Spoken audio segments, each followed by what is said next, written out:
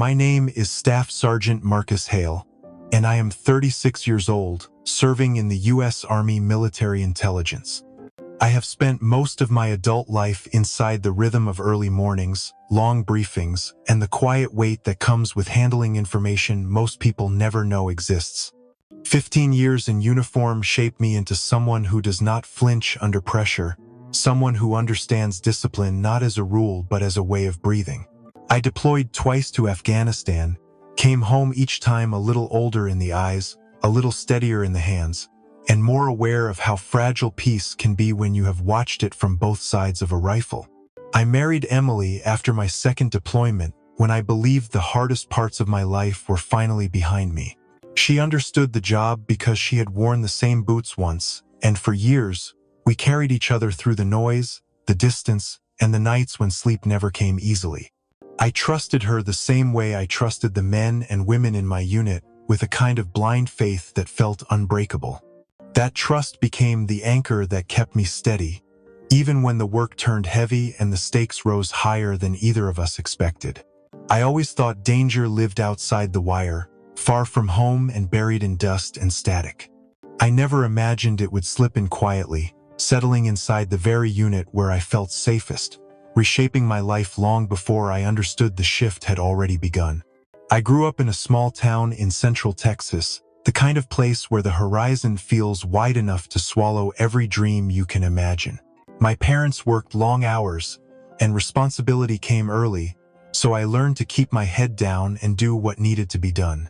By the time I finished high school, I knew I wanted something larger than the dusty roads and quiet evenings, something with purpose that would pull me into a life I could be proud of. The Army felt like the right step, not out of rebellion, but out of a need to become someone stronger than the boy I had been. Basic training introduced me to discipline in a way nothing else ever had. It stripped away excuses and taught me how to rely on the person next to me even when I barely knew their name. Over the years, deployments shaped me into a man who understood sacrifice, not as a heroic idea but as a daily choice. I learned to steady my breathing under pressure, to hold myself accountable, and to carry the weight of decisions that affected more than just me. The Army became more than a job, it became the framework of my identity. I met Emily during a joint training program when she was still on active duty. She had that sharp focus you could see from across a room, but also a quiet warmth that made long shifts feel lighter. We connected through shared exhaustion, shared jokes, and the kind of trust that grows when you work side by side in stressful environments. Over time, our connection turned into something steadier, something that followed us even as our careers pulled us in different directions. When she left the service to become a civilian contractor, we built a home together that felt both grounded and hopeful. Those early years were full of small moments that made the future feel bright. Late-night talks about buying land in Texas, early morning runs before sunrise, and weekends spent trying to find a rhythm between our demanding schedules. We promised each other that once things settled, we would build a life with more peace and less distance. Looking back now, those memories hold a kind of sweetness that almost hurts. They were the foundation I thought would carry us through anything, long before I realized how quickly even the strongest ground can shift beneath your feet. Emily started staying late at work, and at first, I told myself it was just the pressure of a new project. She had always taken pride in doing things right, even when it meant long hours or quiet evenings apart. But the way she moved around the house began to shift, like she was carrying thoughts she did not want me to see. When I walked into the room, she would close her laptop a little too quickly, her hand lingering on the screen as if she needed to hide something before she could look at me. I tried to brush it off, telling myself she deserved space after everything we had been through. Around that time, Captain Troy Maddox arrived at our unit, and his presence settled into Emily's life faster than I expected. He was one of those officers who could charm a room without breaking a sweat, with polished words, confident strides, and a smile that made people want to believe him. Emily mentioned him more and more, usually in small ways that felt harmless until they started piling up. Each time she said his name, there was a faint change in her voice, not warm exactly but sharper, like she wanted my approval for something she had already decided. I kept reminding myself that trust mattered more than suspicion. Marriage had survived missed calls, deployments, and months of uncertainty, so it should have survived this. Still, the uneasiness crept in quietly, settling into the back of my mind at the end of each day. I would tell myself she was just tired or stressed, yet every locked screen and every late night felt like a slight shift in our foundation. I tried to ignore it, but the feeling that something was slipping away from me grew harder to shake. I found out I had been removed from a briefing I was supposed to lead when a junior analyst asked if I was feeling better. I stood there confused while people filed into the conference room without me, and before I could get an answer, the door closed in my face. Troy was inside, standing at the front where I should have been, walking the team through an operation plan I had drafted. The sting hit deeper than I expected, not because he took my spot, but because Emily sat beside him, nodding along like this arrangement had always been the plan. Later that week, during another meeting, I stepped in to clarify a tactical detail that everyone seemed to be misunderstanding. Emily cut me off before I finished my sentence and corrected me in front of the entire room. She spoke with this cold precision, hitting each word with the kind of confidence meant to draw a line between us. The room went silent, and I felt every eye shift toward me, waiting to see how I would react. I swallowed the heat in my chest and kept still, but humiliation settled into my uniform like a weight I could not shake.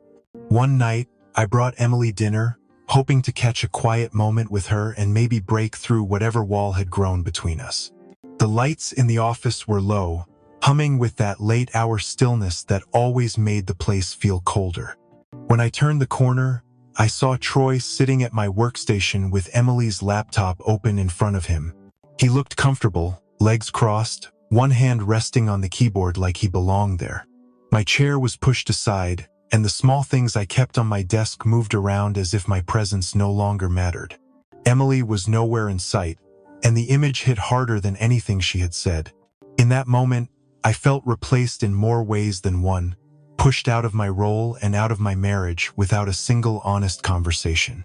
The quiet humiliation stayed with me long after I left the building, settling into my chest as a hollow ache I could not put into words.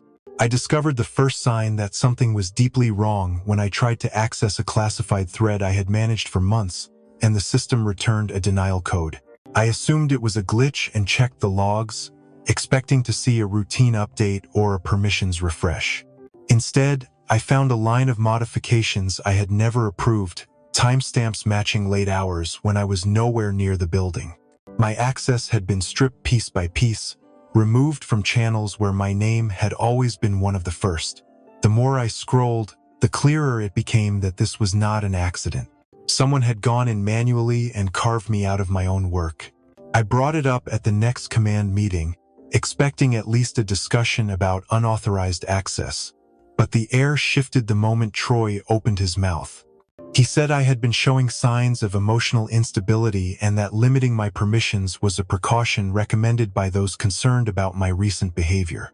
The words landed like a punch, delivered with a calm tone that made it sound like he was trying to protect me.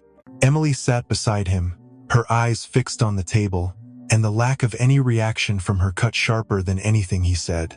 The room felt small, like the walls had inched closer just to trap me with their silence. When the colonel reassigned me, he used gentle language that only made the blow heavier.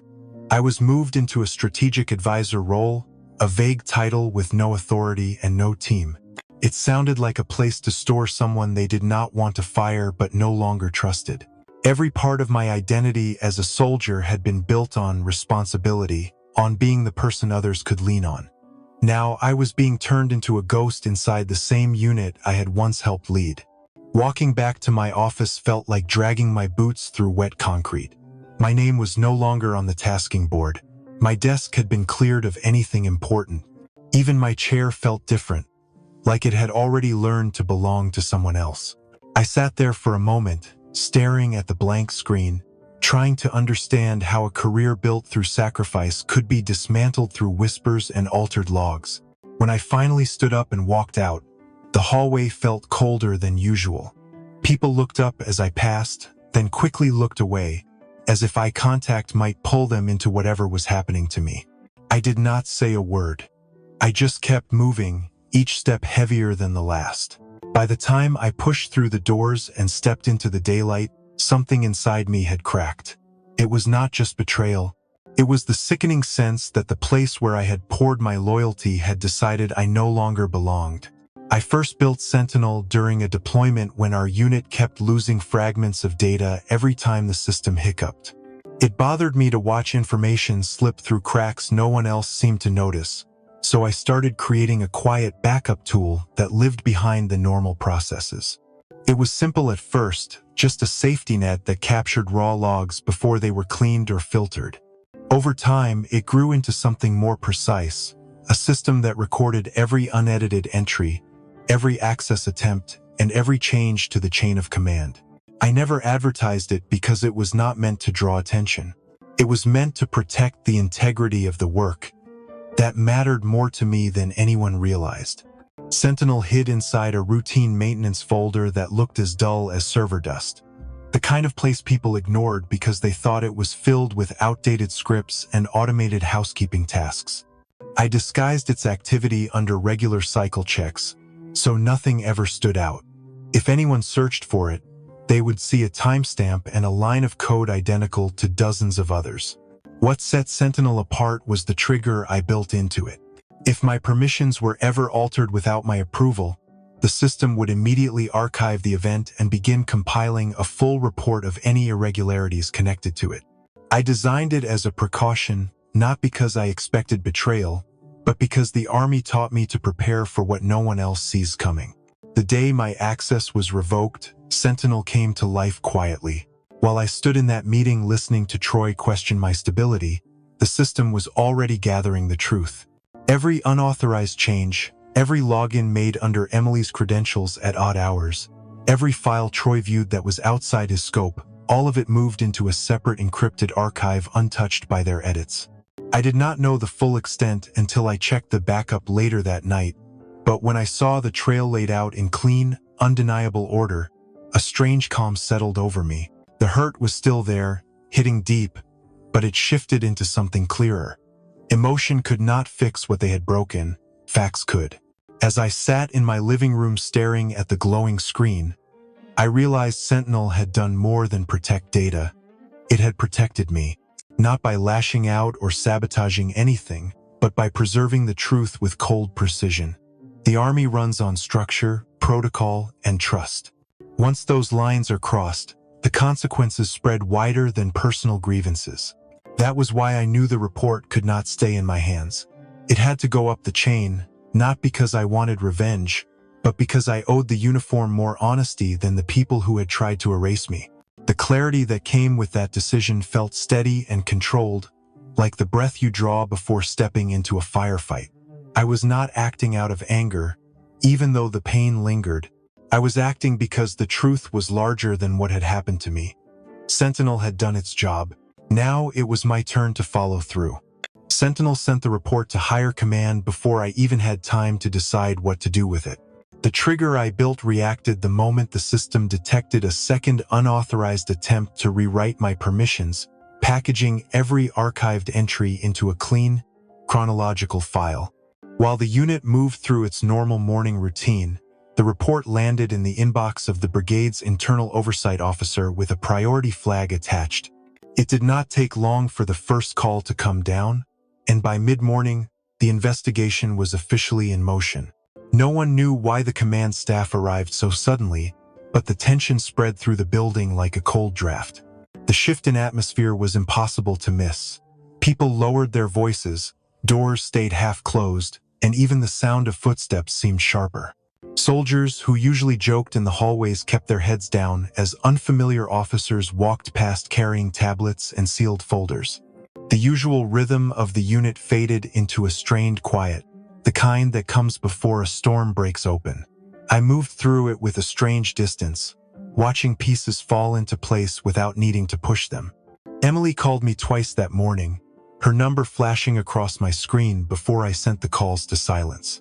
A text followed, asking if everything was all right, but the rushed tone made it clear she already knew something was wrong.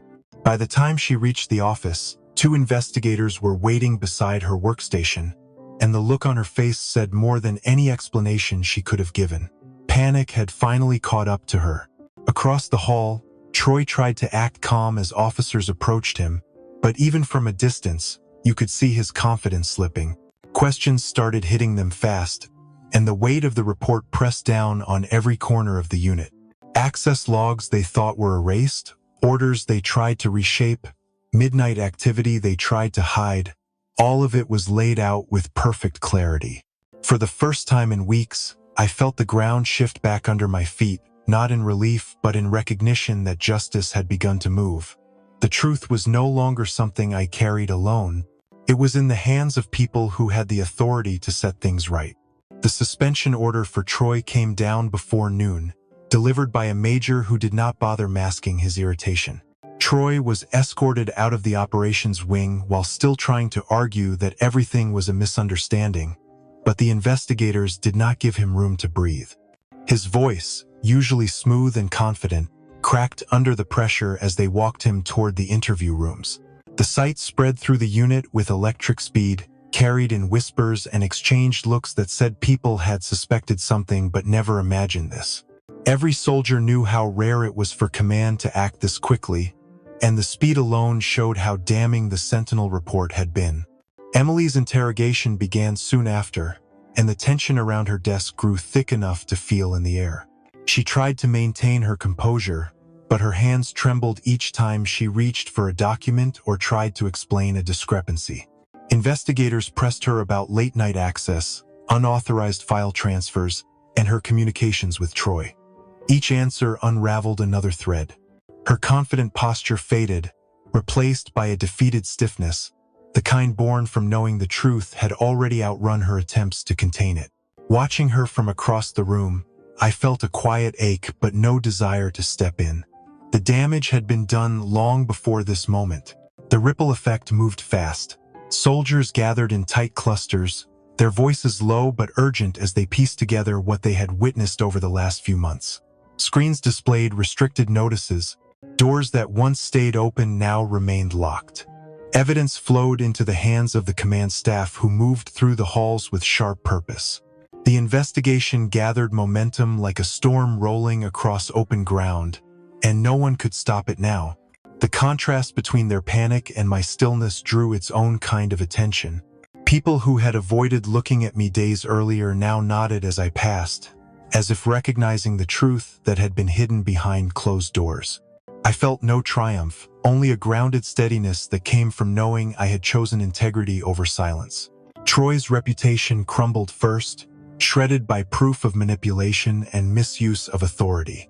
Emily followed, weakened by contradictions she could not explain away. Their collapse was swift, undeniable, and entirely of their own making. For the first time in weeks, I felt the pressure lift from my chest. Not because they had fallen, but because justice had finally stepped into the room.